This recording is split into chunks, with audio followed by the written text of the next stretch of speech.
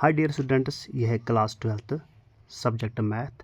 आज हम नए चैप्टर शुरू करने जा रहे हैं, वो है चैप्टर 4 और चैप्टर का नाम है डिटर्मिनेंट्स।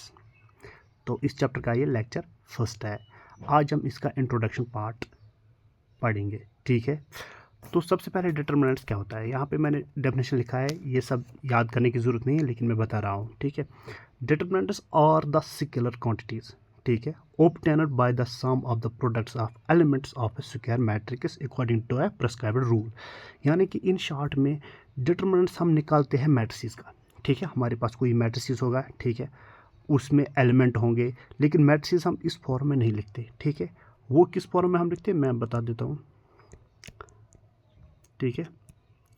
मैट्रिसेस हम इस तरह लिखते थे, ठीक है, तो फिर एलिमेंट्स लिखते थे, ठीक है। तो ये जो मैट्रिसेस था, ये मतलब कि इसमें रो और कॉलम्स डिफरेंट हो सकते हैं, जैसे कि रो 3 तो कॉलम 4, ठीक है, या कॉलम 4 रो 4 कॉलम 3, ठीक है, इस तरह होता था। डिटर्मिनेंट्स हम किस तरह लिखते हैं, डिटर्मिनेंट्स इस तरह मॉड डालते हैं, ठीक है, उसमें एलिमेंट्स होते हैं और जो रोज एंड कॉलम्स होंगे वो इक्वल होंगे, यानी कि 3x3 स्केलर मैट्रिक्स होंगे, ठीक है, 3x3 सॉरी स्क्वायर मैट्रिक्स होंगे, ठीक है, 3x3 4x4 हो सकता है, ठीक है, 5x5, लेकिन ये नहीं हो सकता है कि 2x3, ठीक है, क्योंकि हमें पर्टिकुलर वैल्यू कुछ निकालना है इसमें, तभी हम लिखते हैं स्क्वायर मैट्रिक्स, ठीक है। हम 3x4 नहीं लिख सकते या 3x2 नहीं लिख सकते। जितने रोज, अगर रोज 3 है तो कॉलम्स भी 3 होने चाहिए किसी भी हाल में, तभी हम डिटर्मिनेंट्स निकालेंगे, वरना हम नहीं निकाल पाएंगे, ठीक है। तो यही कहता है कि स्केलर क्वांटिटी होता है जो हम ऑब्टेन कर रहे हैं sum of the products of the elements of a square matrix, ठीक है। स्क्वायर मैट्रिक्स होगा, ठीक है, उनको मल्टीप्लाई करके, ठीक है, एलिमेंट्स को अभी मैं बताऊंगा किस तरह, ये बता रहा है ना प्रेस्क्राइब्ड रूल, तो उसके लिए एक रूल है कि किस तरह ऑब्टेन करोगे वो वैल्यू, ठीक है। या यहाँ पे हम इस तरह भी बता सकते हैं कि every square matrix A of order n, ठीक है, एक स्क्वायर मैट्रिक्स ऑर्डर एन। अब यहाँ पे एन क्यों ही लिखा है, क्योंकि अगर एन 4 है, रो 4 है तो कॉलम भी 4 होंगे, ठीक है। अगर रो 5 है तो 5 होंगे, इसलिए सिंपली एन ही लिखा है, इसलिए ताकि इसमें डिफरेंट रो मतलब अलग रो या अलग कॉलम नहीं हो सकते, ठीक है, अलग अलग नहीं हो सकते, ठीक है, सेम होंगे। अगर ये 4 है रो तो कॉलम भी 4 होंगे, ठीक है, अगर कॉलम 4 है तो रो भी 4 होंगे, ठीक है। Can be associated to an number, तो वो क्या होंगे, वो एलिमेंट्स, उसमें एलिमेंट्स होंगे called a determinants of a square matrix, तो उसी को बोलते हैं determinants of a square matrix. या इन शॉर्ट में हम बता सकते हैं कि unique value of a square matrix, जब हमारे पास एक स्क्वायर मैट्रिक्स होगा, उसका डिटर्मिनेंट्स निकालेंगे, ठीक है, उसका जो वैल्यू आएगा वो यूनिक वैल्यू होगा, ठीक है। जैसे कि यहाँ पे मैं दिखा दूंगा, ठीक है।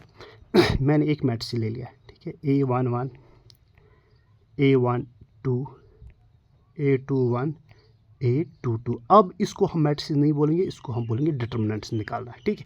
मैट्रिसेस तो है लेकिन इसका हमें वैल्यू निकालना है, तो अब हम डिटर्मिनेंट्स किस तरह निकालेंगे, हम ए इस तरह डालते हैं, ये लाइनें दो जो होते हैं ये होते हैं डिटर्मिनेंट्स। हालांकि मॉड भी होता है, लेकिन यहाँ पे हम डिटर्मिनेंट यूज़ कर लेते हैं। अब जब 2x2 मैट्रिक्स होगा, ठीक है, 2x2, तो इसके लिए हम क्या करेंगे, हम इन दो को मल्टीप्लाई करेंगे, क्या करेंगे, इन दो को मल्टीप्लाई, ये क्या बन जाएगा A11 A12, ठीक है, और फिर माइनस, फिर करेंगे इन दो को A21 A12 या A12 A21, ठीक है। तो जो वैल्यू आएगा वो यूनिक वैल्यू होगा। जैसे कि यहाँ पे अगर इस तरह लूँगा, सॉरी, मैट्रिसेस है, ठीक है, तो यहाँ पे वैल्यू है 1 2 3 4, ठीक है। अब इसका डिटर्मिनेंट निकालना है, ठीक है, डिटर्मिनेंट, ये 1 इंटू 4 लिखेंगे, ठीक है, और माइनस 3 इंटू 2 क्या हो जाएगा 6, तो 4 में से हम 6 घटाएंगे तो -2 रहेगा, ये एक यूनिक वैल्यू होगा, ठीक है। अगर हम ये मैट्रिसेस इस तरह लेंगे, ठीक है, फिर हम इस तरह लेंगे मॉड, ठीक है, फिर इस तरह डालेंगे डिटर्मिनेंट्स, ठीक है, ये डिटर्मिनेंट होता है, मॉड नहीं होता है, ठीक है। तो वैल्यू लिखेंगे 1 2 3 4, फिर आगे करेंगे इस तरह डिटर्मिनेंट डाल के और सॉल्व करेंगे, 1 इंटू 4 4 -3 इंटू 2 6, ठीक है, ये हो गया 2x2। अब 3x3 है हमारे पास, अगर 3x3 मैट्रिक्स होगा, ये लूँगा मैट्रिक्स, ठीक है, जैसे कि मैंने ले लिया A11 A12 A13, ठीक है, A21 A22 A23 A31 A33 sorry A32 A33। ठीक है, ये क्या है, रोज़ भी 3 है और कॉलम भी 3 है। अब इसका डिटरमिनेंट वो लिखूंगा इस तरह में।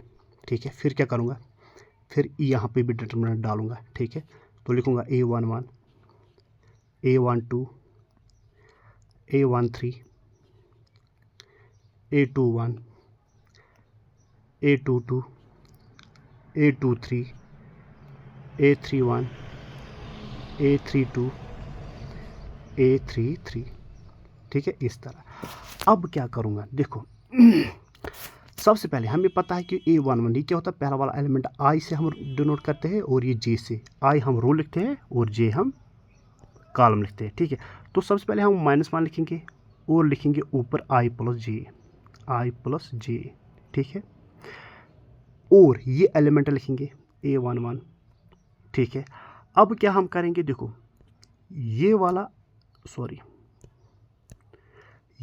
रो और ये वाला रो ये हम हाइड करेंगे। ठीक है, मतलब इस तरह छुपा लेंगे। ठीक है, अब यहाँ पे क्या रह गया, A11 इस तरह डिटरमिनेंट डालूंगा A11 A23। ठीक है, और क्या रहा A32। ठीक है, A33। ठीक है, यहाँ तक।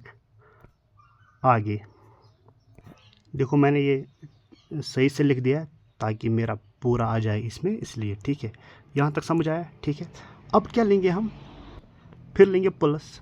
ठीक है, -1 डालेंगे। अब एक बात मैं बताना भूल गया, आप एक्सपेंड कर सकते हो यहाँ से भी, कॉलम से भी, रो से भी कर सकते हो एक्सपेंड, और दूसरे रो से भी एक्सपेंड कर सकते हो, तीसरे रो से भी एक्सपेंड कर सकते हो, और सेकंड कॉलम से भी एक्सपेंड कर सकते हो, और थर्ड कॉलम से भी एक्सपेंड कर सकते हो। लेकिन आमतौर हम इसमें क्या करते हैं, हम फर्स्ट रो से ही एक्सपेंड कर लेते हैं ताकि ईजी हो जाए। ठीक है, तो एक्सपेंड थ्रो रो फर्स्ट। ठीक है, तो -1 यहाँ पे लिखते हैं। ठीक है, और फिर क्या लिखते हैं, ये क्या है, आई प्लस जे लिखते हैं। अभी हम ये नहीं लिखेंगे, हम आई प्लस जे ही लिखेंगे। ठीक है, आई प्लस जे, और क्या है A12 A12। ठीक है, अब ये जो है 1 जो है ना, फर्स्ट रो हाइड करेंगे ये। ठीक है, और क्या है, ये हाइड करेंगे। ठीक है, आएगा क्या, A21 A23 A31 A33। ठीक है, देखो इस तरह लिखूंगा मैं, A21 A23 A31 A33। यहाँ तक ठीक है। ठीक है, यहाँ तक हो गया ये। अब है लास्ट ये वाला। ठीक है, सबसे पहले क्या लिखते हैं हम, प्लस। ठीक है, फिर लिखते हैं -1, और सॉरी यहाँ पे 1 डाला मैं भूल गया। ठीक है, -1 आई प्लस जे। ठीक है, फिर क्या है A13, यहाँ पे क्या लिखेंगे A13। अब ये जब हम हाइड करेंगे ये वाला और ये वाला, ठीक है, यहाँ पे क्या बचेगा, A21 A22 A21 A22। ठीक है, फिर क्या A31 A32 A31 A32। ठीक है, यहाँ तक हो गया। देखो मैं अब यहाँ पे लिखूँगा ये। ठीक है, देखो अब इक्वल टू। ठीक है, अब यहाँ पे -1 है। ठीक है, यहाँ तक ठीक है, -1 है। अब आई प्लस जे, यहाँ पे आई भी 1 है, जे भी 1 है, तो क्या लिखूँगा 1 + 1 1 + 1 1 + 1, और क्या है A11 A11। ठीक है, अब ये 2 × 2 मैट्रिक्स है ना, अब यहाँ पे, तो यहाँ पे हम डायरेक्ट मल्टीप्लाई करेंगे। ठीक है, तो यहाँ पे क्या लिखेंगे A22 A33। ठीक है, A22 × A33 A22 A33। फिर क्या है ये A23 A32। तो यहाँ पे क्या डालते हैं हम, यहाँ पे माइनस डालते हैं। ठीक है, तो क्या लिखेंगे A23 A32 यहाँ पे। ठीक है, क्रॉस मल्टी, पहले ये क्रॉस किया फिर ये क्रॉस। ठीक है, यहाँ तक हो गया। ठीक है, अब क्या है प्लस, फिर है ये वाला -1। ठीक है, -1,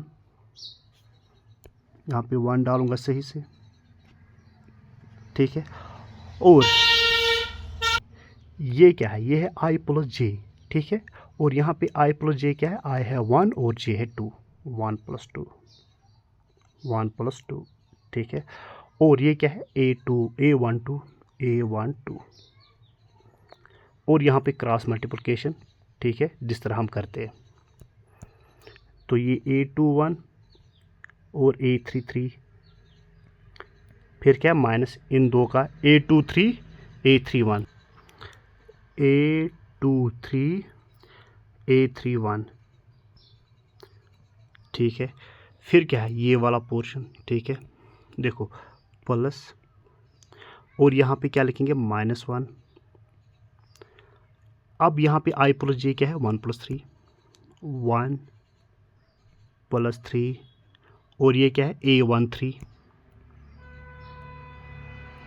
ब्रैकेट।